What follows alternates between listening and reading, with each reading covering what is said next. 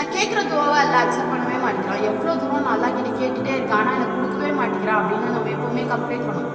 ஒரு விஷயம் கேட்குறோம், எல்லாம் தாமதப்படுத்துறான் அப்படின்னாலே உடனே கம்ப்ளைண்ட் பண்ண ஆரம்பிச்சிடும். இப்படி நம்ம கம்ப்ளைண்ட் பண்றதுக்கு முன்னாடி நம்ம அல்லாவுக்காக என்ன செஞ்சோம் அப்படின்னு நம்ம யோசிச்சு பார்க்கணுமா? ஏன்னா அல்லாஹ் குர்ஆன்ல சொல்றான், நீங்கள் என்னை அழைத்தால் நான் உங்களுக்கு பதில் அளிக்கிறேன், நீங்கள் என்னை நினைவு கூறுங்கள் நான் உங்களை நினைவு கூறுறேன், நீங்க எனக்கு நன்றி செலுத்துங்க நான் உங்களுக்கு அதிகப்படுத்துறேன் அப்படின்னு சொல்றோம். ஸோ எப்பவுமே ஒரு ரிலேஷன்ஷிப்னா டபுள் சைடடா இருக்கும். ஒரே பக்கத்துல இருந்து எப்பவுமே எதிர்பார்த்துட்டு இருக்க முடியாதுல்ல. நீ என்ன நினைச்சு பாரு, அப்பதான் நான் உங்களை நினைச்சு பார்ப்பேன் அப்படின்னு நல்லா சொல்றோம். எல்லாரும் அல்லாஹ் நம்மளை விரும்பணும் அப்படின்னு தான் ஆசைப்படுவோம். நம்ம அல்லாஹ்வை விரும்புறோமா?